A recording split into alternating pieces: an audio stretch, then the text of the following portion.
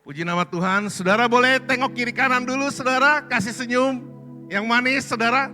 Ya, siang ini nggak usah tegang-tegang saudara ya, kita akan share firman Tuhan, sama-sama kita belajar firman Tuhan. Bagaimana kita membangun tubuh yang sehat.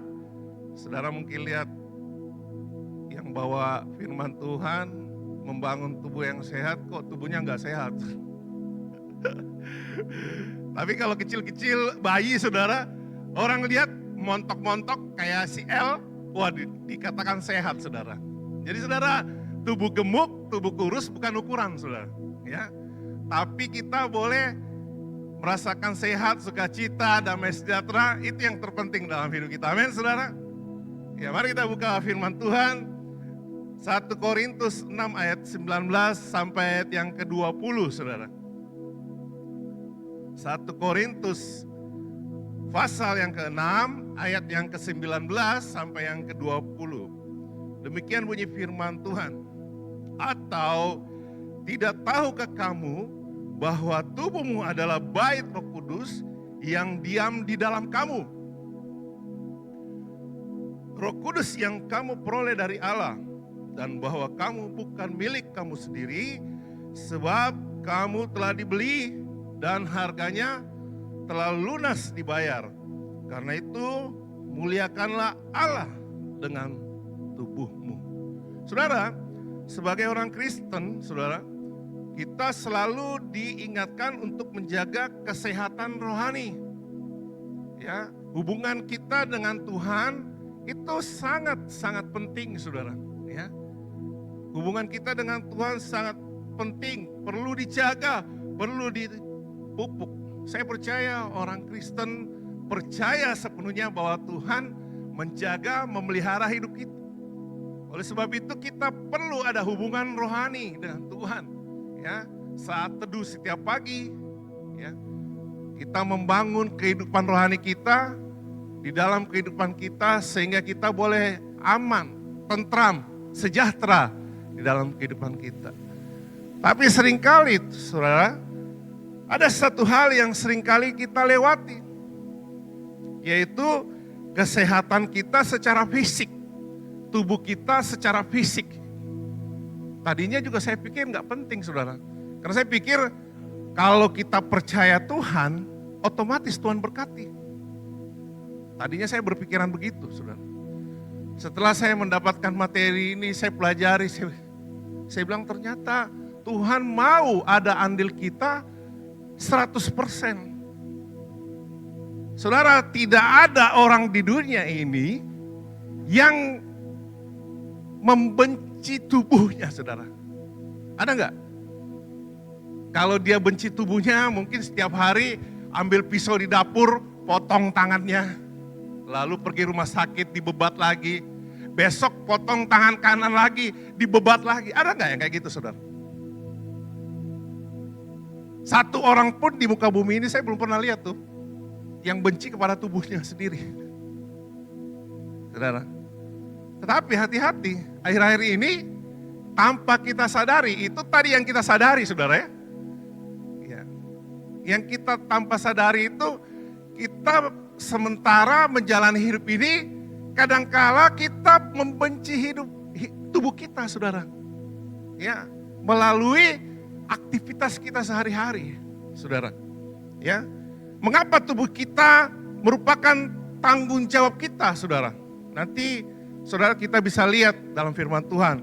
Ya, kita selalu berpikir mungkin, yang penting saya ikut Tuhan, pasti Tuhan jaga. Belum tentu, saudara ya. Kita punya kewajiban untuk menjaga tubuh yang senantiasa Tuhan beri. Ya, nah saudara coba lihat di Alkitab, sebagian besar mujizat yang Tuhan Yesus kerjakan, yang lakukan selama dia melayani di muka bumi ini, saudara, di dunia ini adalah menyembuhkan setiap orang yang sakit. Saya sangat tertarik gitu, saudara. Saya baru ingat. Ternyata Tuhan perhatikan kita sedemikian rupa. Bahkan dia rela mati di kayu salib supaya kita hidup. Dia rela mati di kayu salib, dia sakit supaya kita sembuh. Supaya kita menikmati kebaikan Tuhan. saudara. Kita lihat orang lumpuh berjalan, orang buta melihat, janda yang pendarahan 12 tahun, Tuhan sembuhkan. Orang mendengar namanya, orang mencari Tuhan. Tuhan selalu ketemu orang yang sakit, dia terbeban. Ya. Nah dari sini kita boleh belajar, Yesus sangat tertarik dengan kondisi kesehatan kita, tubuh kita, saudara. Dia sangat tertarik, saudara. Ya, haleluya. Sebab begini, saudara, tubuh kita merupakan bagian penting dari kehidupan kita. Kita perlu senantiasa menjaganya. Seperti judul tadi, membangun. Membangun itu berarti andil kita untuk berusaha, saudara. Membangun kehidupan yang sehat. Setidaknya saudara ada beberapa hal yang perlu kita perhatikan. Yang saya catat di sini, yang pertama itu saudara, yaitu di dalam 1 Korintus 6 tadi, ayat yang pertama, ayat yang ke-19, yang A, di sana katakan, tidak tahukah kamu bahwa tubuhmu adalah bait Roh Kudus yang diam di dalam kamu. Yang pertama, tubuh kita itu adalah bait Allah, saudara. Tubuh kita adalah bait Allah. Tubuh kita adalah bait Roh Kudus. Bait yang kita mau persembahkan kepada Tuhan seperti apa? Bait yang bersih, tubuh yang terawat, atau tubuh yang sehat?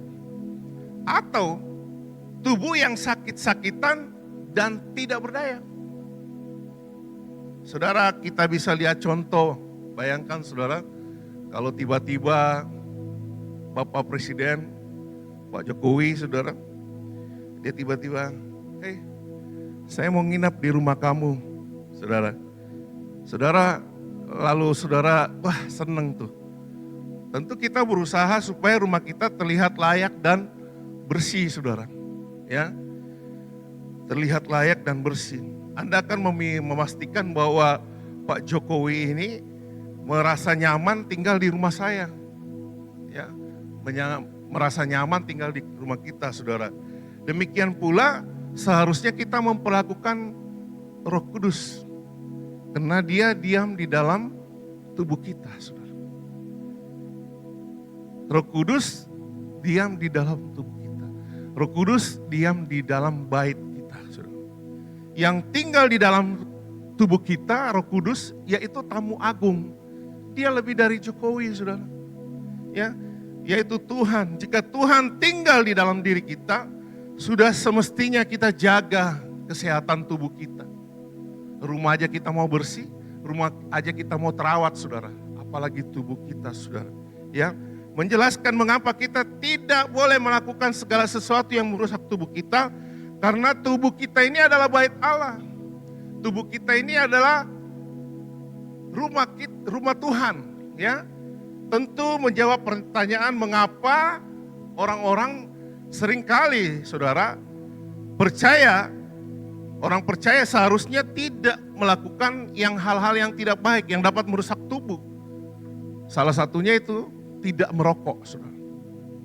Dulu saya perokok berat, saudara. Satu hari bisa 2 bungkus rokok, saudara. Yang cilakanya lagi, saya suruh istri saya pergi beli rokok. Setelah saya dapat firman tentang rokok, ada teman saya begini, "Hei bro, mana ada ayatnya dilarang merokok?" Saya bilang di firman Tuhan gak ada. Saya udah buka kitab kiri kanan, muka belakang, atas bawah, gak dapat, saudara. Kalau mau tulisan dilarang merokok, saya ajak ke pom bensin di Pertamina, saudara, tulis dilarang merokok, saudara. Tapi intinya bukan di situ, saudara. Saya tanya, saya bilang, kamu mau enggak berhenti merokok? Dimulai dari kamu. Pelajaran yang saya terima itu begini, saudara. Saya ditanya, 2 ditambah 2, seringkali saya udah sampaikan sih sebenarnya. Saya jawab 5. Lalu dikasih tahu, salah. Yang benar adalah 4. Saya bilang, oh ya gitu ya. Saya pikir 5. Ya udah saya ikut 4. Itu tipe pria yang pertama, saudara. Tipe pria yang kedua, ditanya dia jawab 5, dia bilang begini, saudara. Saya mau 5, ya terserah saya. Itu tipe yang kedua. Yang ketiga, saudara, lebih parah lagi. Waktu ditanya 2 tambah 2, 2 tambah 2, 4 harusnya. Dia jawab 5. Lalu dia nyambung kayak gini, saya kalau mau 5, lu mau apa? Saudara, saya waktu ikut pelajaran itu, saudara, saya baru mengerti di rokok itu ada tertulis kena kanker, gangguan janin, ya kan? Coba yang biasa lihat rokok, ya itu ada tertulis. Yang paling parah buat pria itu ada tertulis di situ adalah impoten, saudara. Waduh, gawat. Dari situ saya langsung bertobat, saudara. Saya tidak akan melakukan rokok lagi. Ya, banyak yang dirugikan ketika kita melakukan merokok, saudara. Ya, merokok itu merusak mata, saudara. Mata pencaharian maksud saya. Banyak, saudara, yang dirugikan. Apalagi minuman keras. Minuman keras itu kayak seperti cap tikus. Apalagi banyak, saudara, bir apa minuman yang beralkohol, saudara. Itu dulu saya lakukan, saudara. Sebelum saya bertobat. Ya, tidak ada faedahnya, saudara. Itu dari awal kita minum, kita mungkin pikir kayak aduh menambah darah, ya alasan kayak laki-laki kayak gitu ya.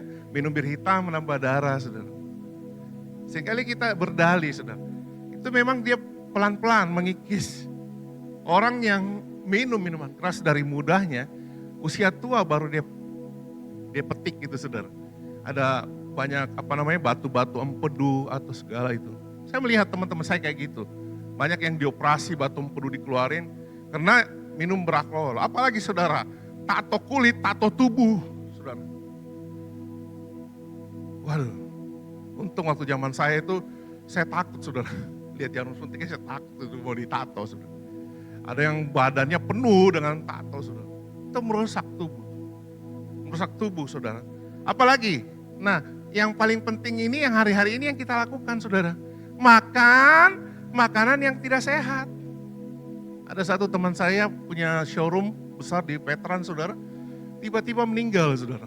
Orangnya gemuk, pendek, saudara. Saya tanya, sakit apa? Enggak ada sakit. Enggak ada sakit, saudara. Cuma temannya bilang begini, tiap hari makan palu basah. Pokoknya tiap hari pergi makan palu basah terus, saudara. Makan makanan yang tidak sehat. Saudara boleh makan, tapi jangan tiap hari. Mungkin dijadwal 1 bulan sekali atau 3 bulan sekali. Waktu makan palu basah, saudara nggak usah makan jeroannya. Makan dagingnya aja, saudara. Begitu saudara cicip kuahnya, saudara, waduh kurang asin, tambah garam, tambah garam, tambah garam. Di situ, saudara. Saudara harus berusaha untuk mengurangi. Apalagi yang sudah usia 50 ke atas, kayak saya ini udah 50 ke atas, saudara. Jadi makanan itu udah ditakar, saudara. Makanan yang tidak sehat. Makanan yang tidak sehat itu apa? Manis, minyak, apalagi, saudara. Ya, makanan banyak sekali yang gak sehat, ya. Yang berkuku belah. Tahu nggak? Coba colek kiri kanan kasih tahu. Yang berkuku belah itu apa? Ya. Ya. Bab 1, saudara. Babi, saudara. Apalagi lemak-lemaknya, saudara. Waduh, paling enak, saudara. Enak banget, saudara. Masak di sini enak banget, saudara. Tapi itu kalau dimakan terus-menerus, continue, itu akan merusak tubuh, saudara. Saudara pasti mau nggak mau, saudara pasti kolesterol. Mau nggak mau, saudara pasti darah tinggi, saudara. Ya, apalagi tidur tidak teratur. Saudara nonton drakor, saudara sampai tengah malam. Ya kalau tiap hari pasti nggak sehat, saudara. Ya, apalagi banyak, saudara. Ya ada yang senyum-senyum kiri kanan, lihat siapa, lihat ini. Kayaknya Saya kenal orang itu. Siapa pelakunya, saudara ya? Semua hal itu yang merusak tubuh yang merupakan bait Allah. Tanpa kita sadari, bait Allah, tubuh kita itu rusak oleh kita sendiri, saudara. Yang kedua, saudara, coba kita kembali lihat 1 Korintus 6 ayat yang ke-19, bagian B, ya. Bahwa kamu bukan milik kamu sendiri, sebab kamu telah dibeli dan harganya telah lunas dibayar, saudara. Tubuh kita bukan milik kita sendiri. Tubuh kita, Alkitab mengatakan bahwa tubuh kita sebenarnya milik Tuhan, bukan milik kita sendiri. Kita telah ditebus di setiap kehidupan kita, ya. Artinya kita tidak boleh sembarangan terhadap tubuh kita. Sebab tubuh kita bukan milik kita sendiri. Dan kita perlu bertanggung jawab menjaganya dengan baik. Karena jika tubuh kita yang hanyalah dipercayakan oleh Tuhan dan merupakan miliknya, satu hari nanti kita akan mempertanggungjawabkan tubuh ini kepada Tuhan. Dengan apa kita memperlakukan tubuh kita, akan kita pertanggungjawabkan kepada Tuhan di akhir kehidupan kita, saudara. Ya, kalau seorang, kadang-kadang kita lihat teman kita baik, kita satu ke kota yang lain, ya. Kemarin juga saya ketemu bos saya, saudara, dia bilang begini, "Hey bro, kalau kau ke Makassar gak ada rumah, saya ada apartemen, pakai aja, ini kuncinya." Saudara. Ya, seringkali kita gitu, saudara. Seseorang meminjamkan rumahnya untuk kita, ya. Rumah ini bagus, megah. Tentu saudara, ketika kita meminjam, ketika Anda sangat berhati-hati di sana pastinya. Ya. Karena Anda tahu rumah dan segenap isinya bukan milik kita. Kita hanya minjam, saudara. Rumah yang dikasih pinjam ke kita itu mewah. Ada televisi, ada ini, kulkas, meja tamu, kemudian meja makan. Waduh, meja makannya bersih banget. Ada marmer dan lain sebagainya. Ya, tentu, saudara, ketika saudara tinggal di rumah itu, saudara harus bertanggung jawab kepada pemilik aslinya.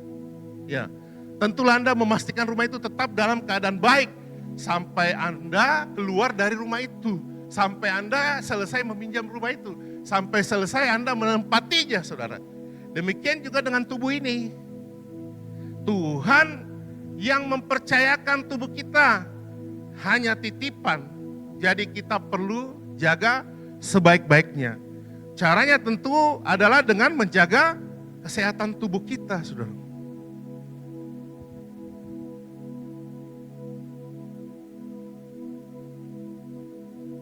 Sama halnya kalau misalnya kita kontrak rumah, saudara. Saya sering kali lihat orang kontrak rumah. Orang kontrak rumah misalnya nih 50 juta, 100 juta gitu ya, saudara. Dia ngambil 3 tahun, 150 juta atau 300 juta, 3 tahun. Setelah dia keluar, yang punya rumah, yang terima tadi 300 juta, uang yang 300 juta itu habis diperbaiki rumah yang tadi yang dikontrak, saudara. Jadi orang yang mengontrak itu dia nggak bertanggung jawab, saudara. Makanya seringkali ada perjanjian, saudara, yang gak boleh dilanggar melalui notaris dan sebagainya. Tapi kadang-kadang kita juga seringkali ya, saudara, kita dapat orang, nih pakai ini gratis. Nah, waktu kita pakai gratis itu, di situ kita harus bertanggung jawab. Sama dengan Tuhan. Dia telah tebus kita dengan harga yang mahal. Darah anak domba, dengan lunas, saudara. Saudara dapat gratis. Coba kasih tahu kiri kanan. Gratis bro dari Tuhan. Gratis. Waktu kita dapat gratis bukan milik kita sendiri. Kita harus jaga, saudara. Waktu Tuhan ambil kembali, waktu kita keluar dari rumah itu, saudara, harusnya semua yang kita ambil pada saat awal minimal harus kembali sama. Bahkan seharusnya harus lebih baik dari ketika kita ambil. Haleluya, haleluya. Yang ketiga, saudara, tubuh kita adalah alat untuk memuliakan Tuhan. Ya, kita lihat 1 Korintus 6 ayat 19, ayat yang ke-20 sekarang, saudara. Yang terakhir, karena itu muliakanlah Tuhan dengan tubuhmu. Haleluya. Firman Tuhan meminta kita untuk memuliakan Tuhan dengan tubuh kita. Itu artinya tubuh kita, setiap kita juga merupakan alat untuk memuliakan Tuhan. Tangan kita, tubuh kita, mulut kita, semua. Ya, kita tidak hanya memuliakan Tuhan ketika sama hari ini, hari Minggu. Hakikatnya kita selalu berpikir, saya memuliakan Tuhan bernyanyi di hari Minggu. Atau ibadah-ibadah yang lain. Ternyata, sebenarnya saudara, kita memuliakan Tuhan dengan tubuh kita setiap hari, setiap detik, setiap jam. Kita bertemu dengan siapa? Kita bertemu dengan orang-orang di sekitar kita, tetangga kita. Kita memuliakan Tuhan dengan tubuh kita. Di tempat pekerjaan kita, di sekolah kita, dimanapun saudara. Tubuh kita pakai untuk memuliakan Tuhan. Amin saudara. Haleluya, haleluya. Tetapi memuliakan Tuhan juga ternyata terjadi di setiap hari kehidupan kita saat kita merawat tubuh yang Tuhan percayakan kepada kita, saudara. Ya, saudara. Matius 12 ayat yang ke-30, demikian bunyi firman Tuhan. Kasihilah Tuhan Allahmu dengan segenap hatimu, dan dengan segenap jiwamu, dan dengan segenap akal budimu, dan dengan segenap kekuatanmu. Tuhan meminta untuk kita mengasihi dengan segenap hati, dengan segenap jiwa, dengan segenap akal budi, dan lakukanlah dengan segala kekuatan itu, kekuatan kita. Lalu bagaimana kita dapat mengasihi Tuhan dengan segenap kehidupan kita kalau tubuh kita nggak sehat, saudara? Kita harus lakukan itu dengan keadaan tubuh kita yang kuat, tubuh kita yang sehat, tubuh kita yang bugar, saudara. Sebab ketika kita sehat, ketika tubuh kita kuat, ada pengharapan, amin. Ketika tubuh kita sehat dan kuat, kita akan mencapai kemaksimalan hidup kita, saudara. Ya, haleluya. 1 Korintus 10 ayat 31, firman Tuhan bilang begini, aku menjawab, jika engkau makan, atau jika engkau minum, atau jika engkau melakukan sesuatu yang lain, lakukanlah semuanya itu untuk kemuliaan Allah. Apapun yang kita kerjakan, baik makan, minum, apapun yang kita kerjakan setiap hari, hari demi hari, lakukanlah untuk kemuliaan nama Tuhan. Haleluya. Alkitab mengingatkan kita bahwa cara kita makan, cara kita minum, dan apapun yang kita lakukan termasuk memperlakukan tubuh kita, haruslah merupakan upaya kita untuk memuliakan Tuhan, saudara. Nah, saudara, setelah kita memahami betapa penting membangun tubuh yang sehat, apa-apa saja yang kita perlu pelajari, perlu kita perhatikan dalam membangun tubuh yang sehat. Saudara, ada 3 hal. Setiap hari kalau saya ketemu orang, ketemu siapa aja, saudara, ketemu saudara saya, kemenakan saya selalu sampaikan ini, saudara. Karena begini, saya berani sampaikan ini karena saya boleh saksikan dalam kehidupan saya, saudara. Tadinya memang agak berat saya lakukan. Tetapi setelah saya lakukan step by step, sedikit demi sedikit, ternyata bisa, saudara. Saya bersama-sama istri saya, kalau bangun pagi, kami mandi, ya, setelah mandi, saudara, kita tensi, ya, ukur tekanan darah. Udah itu kami berdoa, lalu kami ke toko. Habis pulang dari toko kami makan malam, lalu kami istirahat sebentar, lalu kami olahraga. Ya, saya di ruangan sebelah ada alat treadmill dan sepeda. Ya, kita berolahraga kadang 20 menit sampai 1 jam, saudara. Kadang di situ tertulis kalori terbakar sampai 200, 100 sampai 200 atau 300 kalori, saudara. Dan setiap hari juga di dalam HP ada tertulis, ya, ketika kita jalan, kebetulan tempat kerja kami itu panjang, saudara, 70 meter dan lantai 2, saudara. Ya, kadang-kadang istriku bilang, wih, 100% lebih, ya, kalori sudah terbakar 100 lebih. Ya, saya selalu bersama istri saya saling mengingatkan, ya.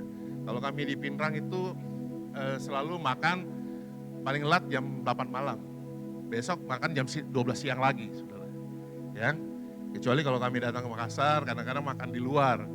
Jadi kadang Sabtu atau Minggu, tapi tidak setiap hari juga. Saya juga suka makan yang enak-enak, saudara. Ya, saudara bisa kelihatan dari tubuhnya ya, saudara. Iya, tapi saya nggak makan lemak, saudara. Ya, hari demi hari. Atau kalau saya makan, jangan keseringan, sekali-sekali. Ya, dijadwal, saudara. Ya, jadi jam 12 siang baru makan, nanti ketemu jam 8 malam lagi. Dulu saudara di setiap lemari, di laci, saudara, itu ada makanan-makanan disimpan buat cemilan, saudara. Sekarang udah nggak ada, saudara. Kadang-kadang juga pengen atau lapar, ya minum air putih. Kadang-kadang pengen makan, cari, bongkar, saudara, nggak ketemu, saudara, emang nggak sedia, saudara. Anak-anak saya seringkali mengingatkan juga, saudara.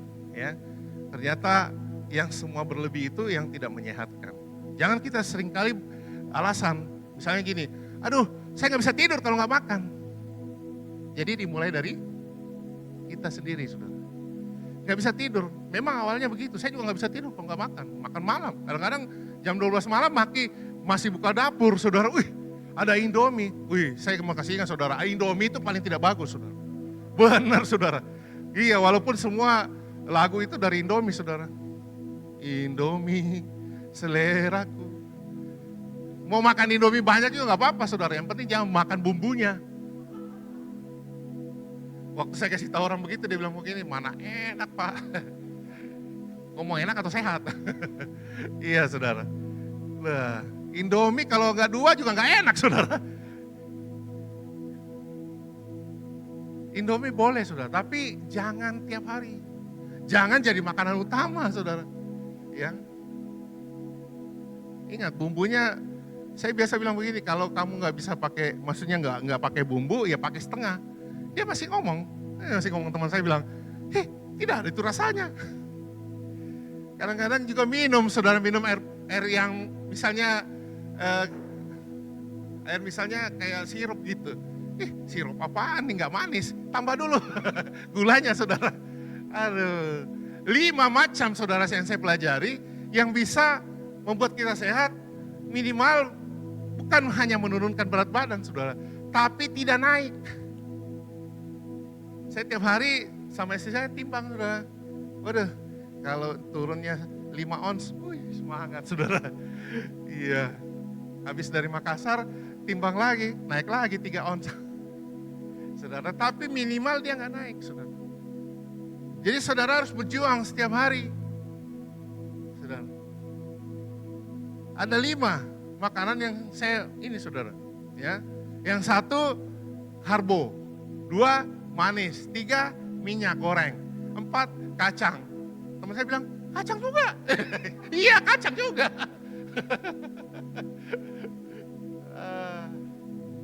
Jadi kayak karbo itu apa? Kayak mie, ya, nasi, ya. Dulu saya pernah saudara, diet sampai turun 10 kilo dalam 1 bulan saudara.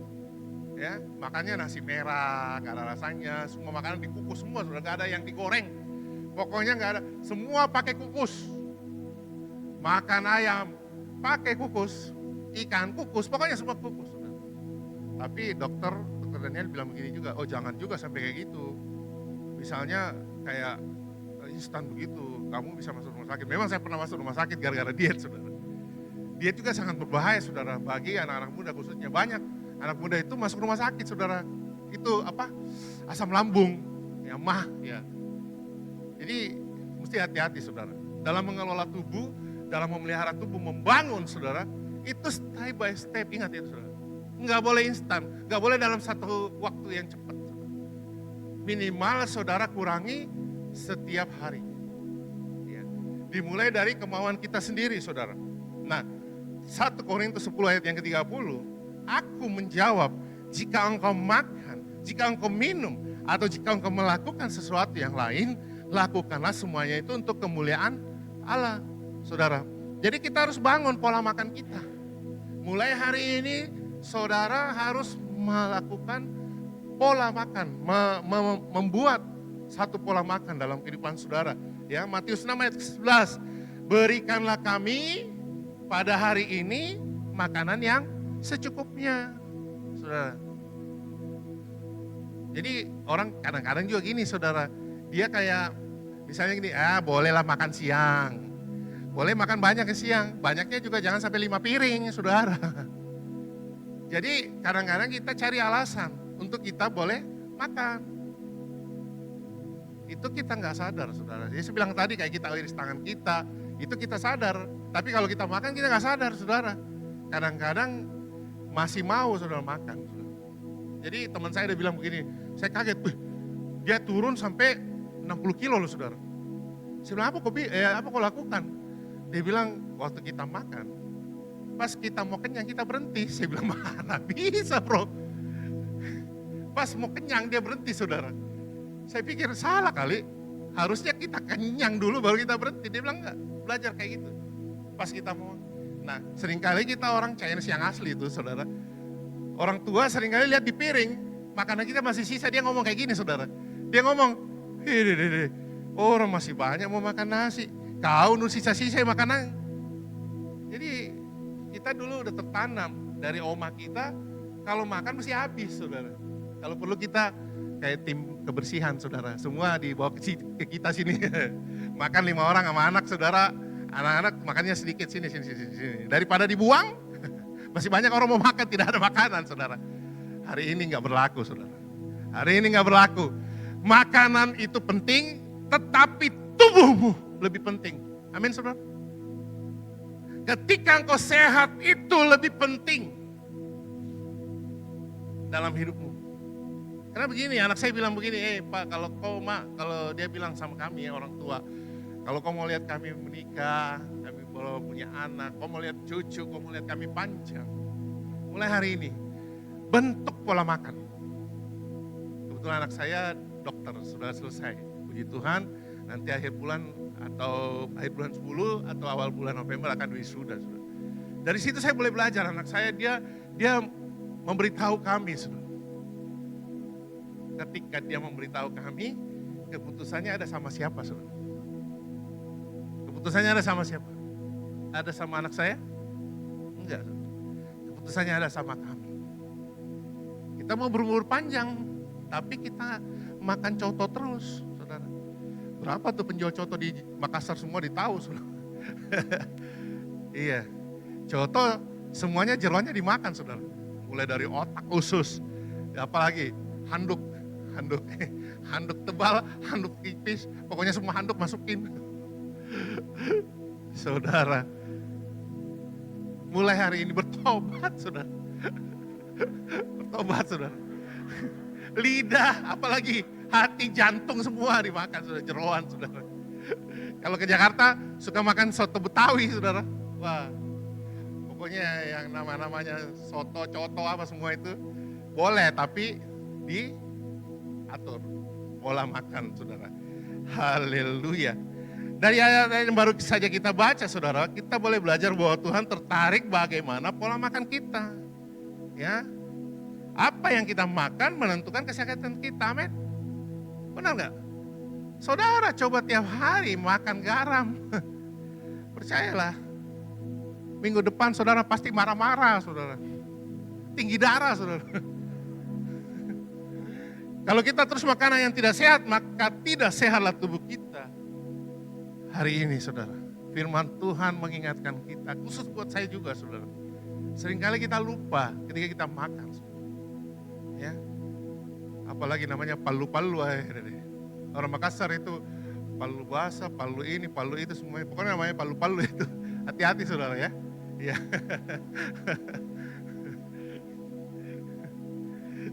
Yang kedua apa saudara? Pola hidup.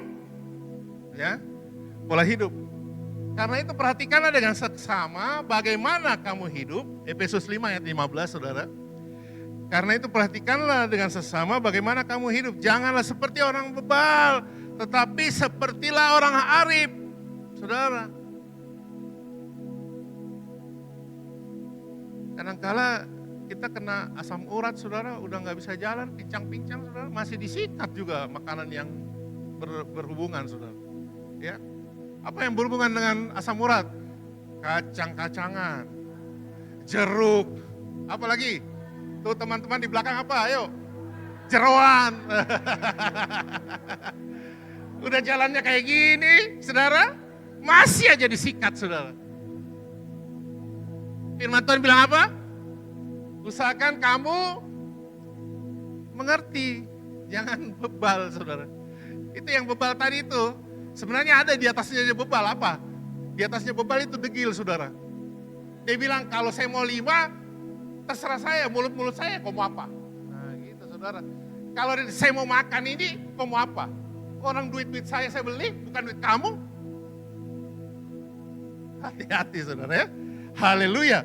Salah satu penentu utama kesehatan tubuh kita juga adalah pola hidup kita. Haleluya. Bagaimana aktivitas kita sehari-hari, cara mengatur waktu kita bekerja. Saudara, kalau kita mau turuti pekerjaan, om saya pernah bilang gini, kalau mau dituruti pekerjaan, bisa mati berdiri. Saudara perlu refleksi, perlu istirahat, saudara.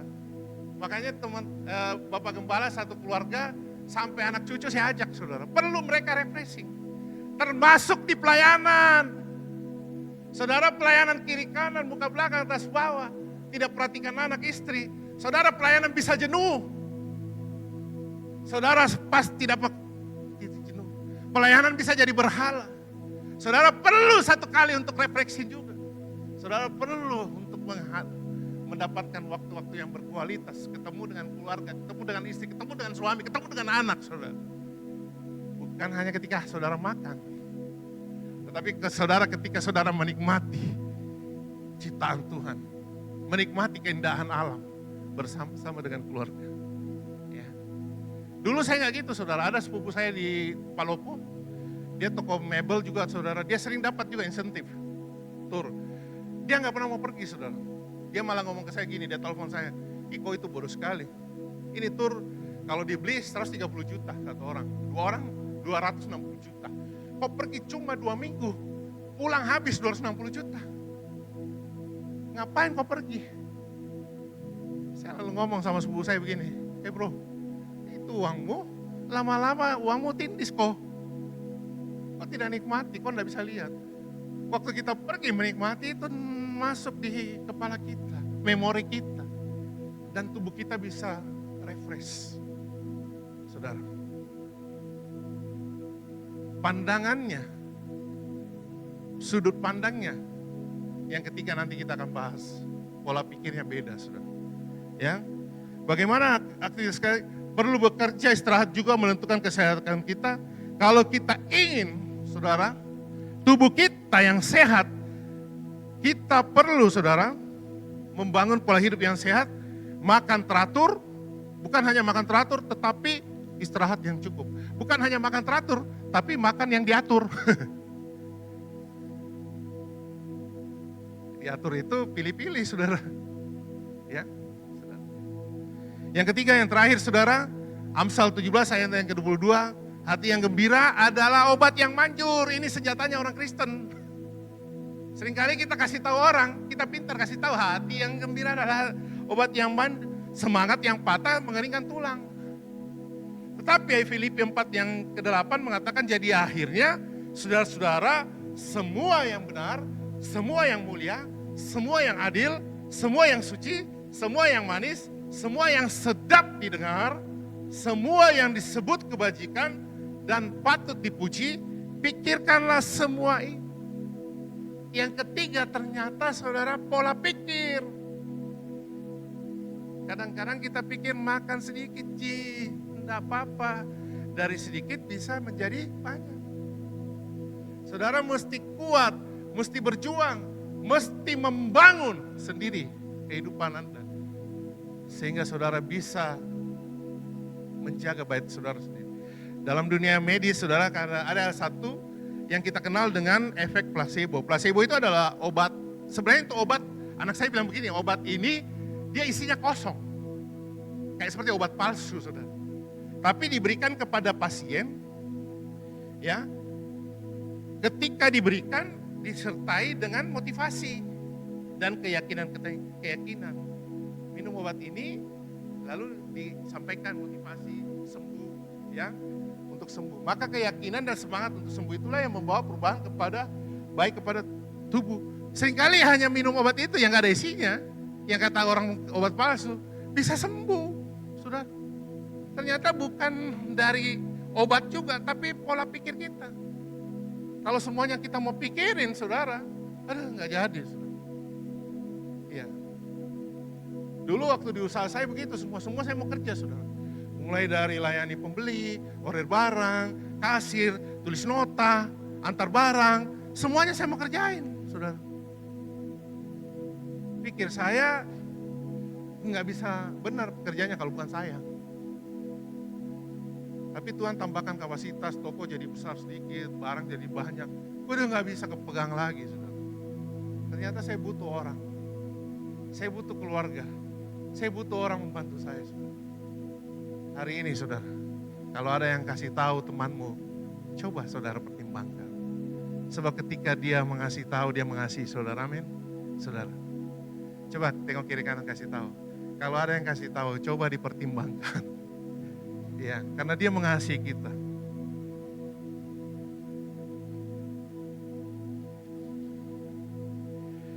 Ternyata ada hubungan antara pola pikir kita dan kesehatan tubuh kita. Kalau kita melatih diri kita untuk berpikiran yang sehat, maka tubuh kita juga akan menjadi sehat.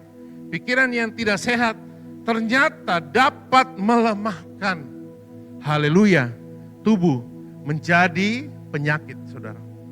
Pikiran yang seringkali kita khawatir, ya om saya pernah kasih tahu saya, salah satu penyebab penyakit adalah ketika kita khawatir.